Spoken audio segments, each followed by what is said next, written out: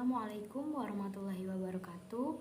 Perkenalkan, nama saya Pina Wanda Winata, NIM 2030201182.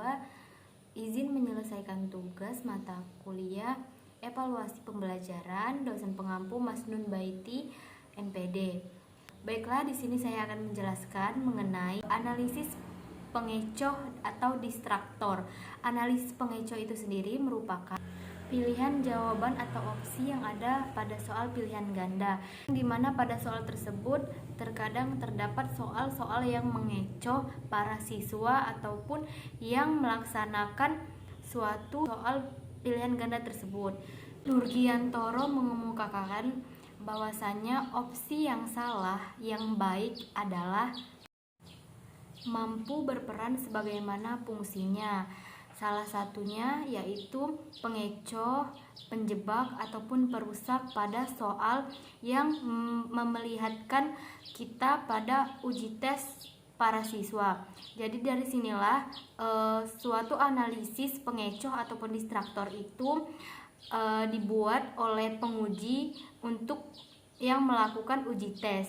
Dari sini kita melihat bagaimana kemampuan seorang individu ataupun pribadi dari siswa. Nah, jadi kemampuan inilah dilihat dari skill mereka, bagaimana mereka cara belajar selama ini. Nah, kebanyakan pada analisis pengecoh distraktor ini pada tingkat yang rendah, maksudnya itu ada tingkat tinggi dan tingkat rendah. Tingkat tinggi itu yang lebih mengetahui ataupun yang lebih memahami ilmu ataupun kemampuan mereka sendiri.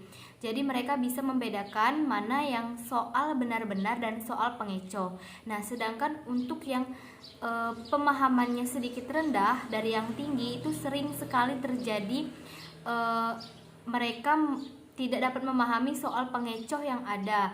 Jadi soal yang benar dan soal yang pengecoh itu sering kali tertukar pada siswa yang mungkin kemampuannya agak rendah dari yang agak tinggi. Dilihat dari sini, analisis pengecoh atau distraktor itu sangat penting dan sangat dibutuhkan pada suatu butir-butir soal untuk melihat uji tes pada siswa tersebut. Dari sini pada tes bentuk soal multiple choice, setiap butir item soal-soal yang dikeluarkan untuk melihat soal pengecoh pada setiap bentuk soal multiple choice yang dikeluarkan untuk membantu soal pengecoh dilihat dari kemungkinan berapa banyaknya soal tersebut dengan kemungkinan jawaban yang berkisar 3-5 dari kemampuan siswa. Jadi penguji menguji siswa dengan beberapa soal pengecoh yang dilihat dari soal jawaban multiple choice.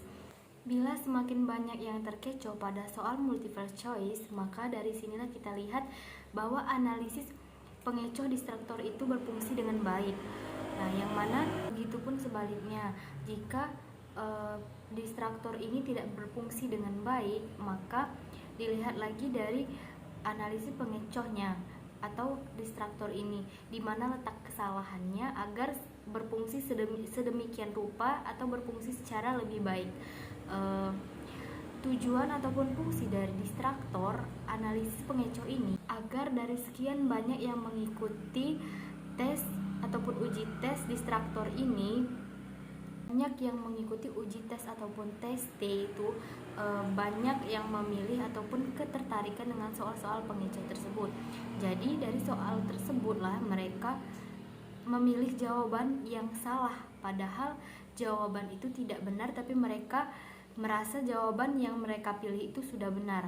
Disitulah letaknya kita melihat uji coba ataupun soal pengecoh ini berlangsung secara baik atau berfungsi secara baik atau tidaknya. Dimana yang sudah saya bahas, dari yang dilihat ataupun digaris tebali bahwasanya analisis soal pengecoh ataupun distraktor ini merupakan dibuat ataupun digunakan untuk melihat para siswa ataupun uji tes ataupun mereka yang mengikuti tes untuk melihat di mana letak kemampuan mereka, berkemampuan tinggikah atau berkemampuan rendah. Baiklah, mungkin itu saja yang bisa saya sampaikan. Lebih dan kurangnya saya mohon maaf. Wabillahi taufik walhidayah. Wassalamualaikum warahmatullahi wabarakatuh.